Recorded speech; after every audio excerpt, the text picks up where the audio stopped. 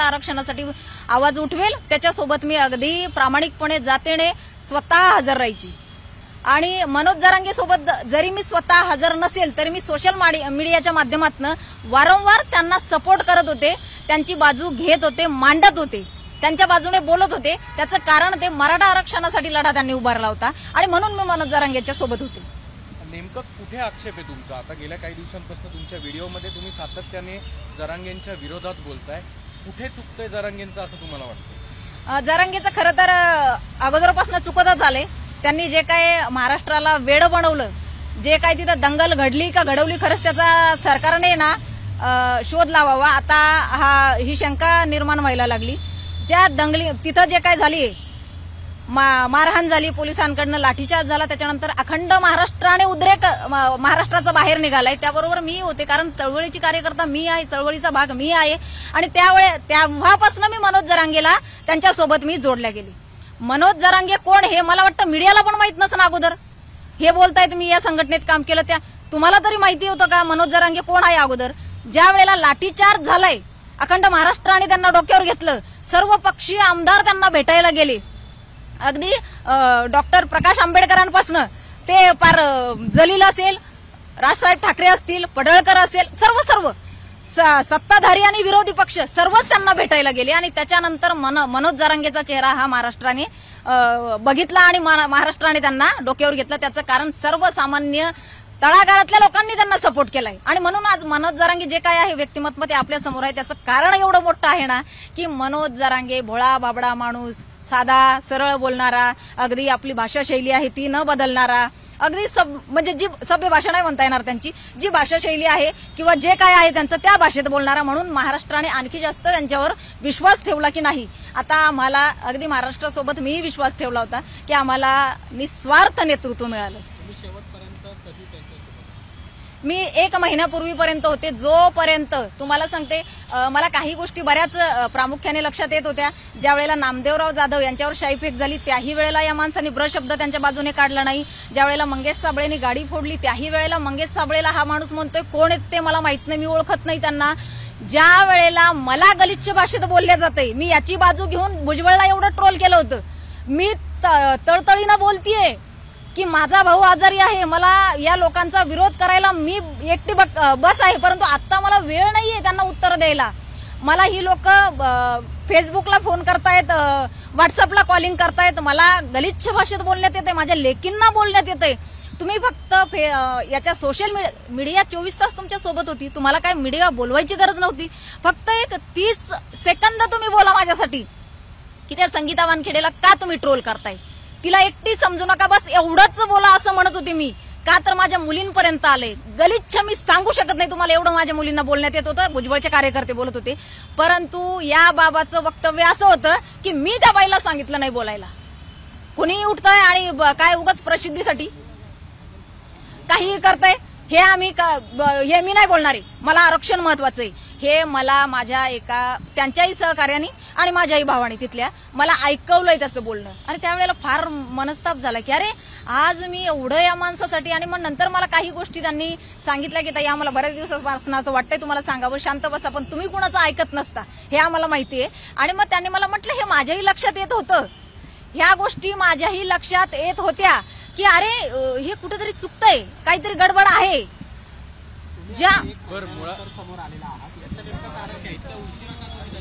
नाही तुम्ही माझं बघा, मी त्यांना 1 ते 1.5 महिन्यापासून मी त्यांचा विरोध करते।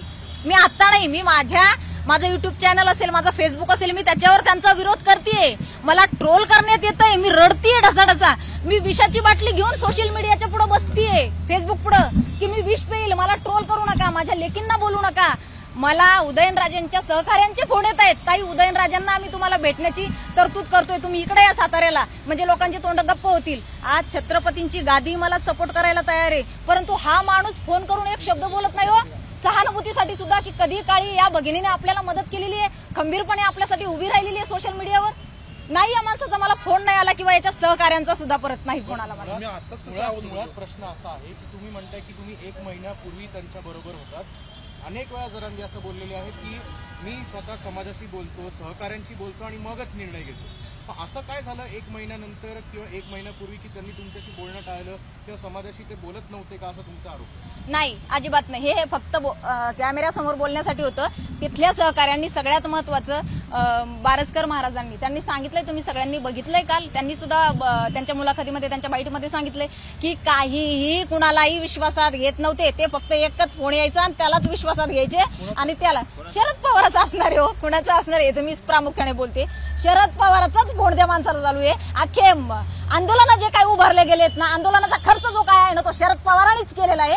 हे येईल कालांतराने. मला माहिती आहे खूप ट्रोल करण्यात येणार आहे मला याच्या अगोदर, आणि मला करता येईल. मला काही फरक पडत नाही त्या गोष्टीचं. मी सत्य मांडत असते, मांडत राहणार आणि मांडतीये.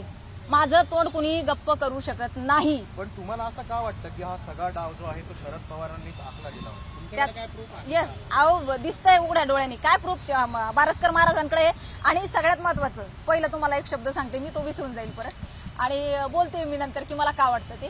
कालची बाईट बघितली का तुम्ही जरांगीची? जरांगी बघा, बारसकर महाराजांनंतर जरांगी काय बोललाय, हे तर 1-2च येतो, अजून 10-15 येतील.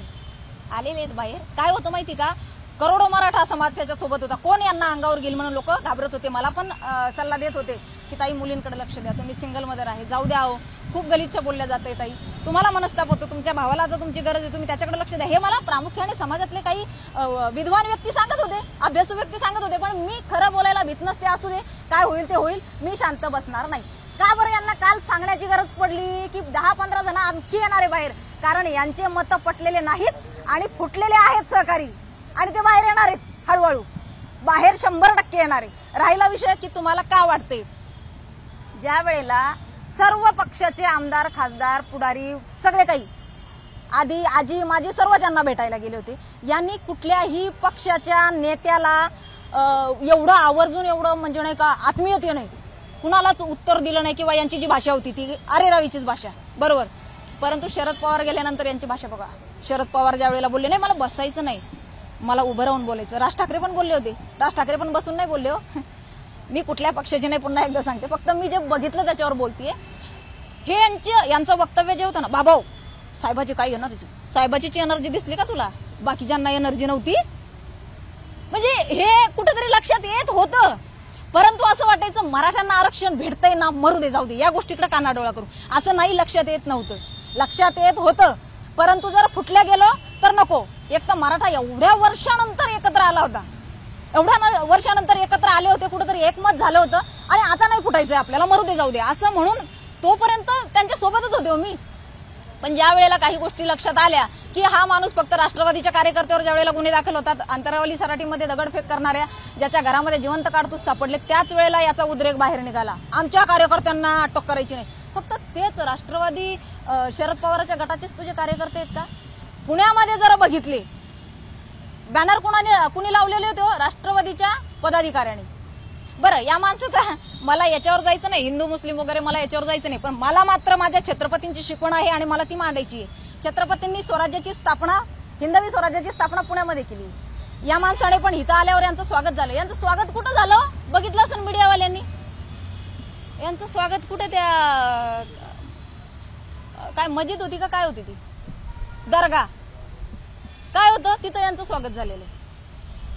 टोपी घालून हे अख्खं पुणे फिरलेत. ती काय बाकीचे देव मंदिरं काय बंद होते का यांच्यासाठी? का बरं तिथंच गेलेत? मग का नाही? कारण शरद पवार त्यांचा भक्त आहे ना, हा पण त्यांचाच भक्त आहे. जे शरद पवाराला पाहिजे ते त्या माणसाने केलेलं आहे. प्रामुख्याने या सगळ्या नाही का की मनोज जरांगे जे बोलतात, त्यांची जी भूमिका आहे हे याच्या मागे खरा सूत्रधार कोणी आहे? शरद पवारच आहे, स्पष्टपणे सांगते मी. त्याच्या मागं फक्त कारण शरद पवारांचा पक्ष संपलेला आहे. शरद पवाराला आता मनोज जरांगेच्या माध्यमातून वोट बँक तयार करायची आहे, आणि त्याच्यामुळे हा सगळा काही राडा, हा सगळा काही गोंधळ किंवा हे काय त्यांनी जे नाटक थोतांड केलंय, हे सगळं शरद पवार याच्या पाठीमागची जे काय त्याला सुरक्षा चक्र प्रदान केलेलं आहे ते शरद पवार. आणि शरद पवार सांगेल तसंच तो माणूस वागतो, कुणाचंही मत घेत नाही. बरं, तुम्ही जर शरद पवारांवर आरोप करता तर दुसऱ्या बाजूला सरकारने त्यांना एक आश्वासन दिलं होतं, मुख्यमंत्री त्यांना स्वतः भेटले होते. याच्यावर तुम्हाला काय म्हणायचं? आता आरक्षण तर दिलं होतं, 10% आरक्षण दिलेलं आहे, तरी सुद्धा जरांगे त्यांच्या भूमिकेवर ठाम आहे. मला सांगा ना, स्वतंत्र आरक्षण मिळालं काय वावगं काय याच्यामध्ये? स्वतंत्र आरक्षण मिळालंय, कशाला कुणाच्या ताटातलं घेताय? मागणी काय होती? आरक्षण मिळावं. मिळालं ना, अडचण काय आहे मग आता? अरे हे शेंबड्या लेकरालाही कळेल, आरक्षण मिळालंय, स्वतंत्र आरक्षण मिळालंय, टिकणारं आरक्षण मिळालंय. बरं आता बरेच काय ना लय तज्ञ बोलतायत की टिकणार नाही. का नाही टिकणार बाबा?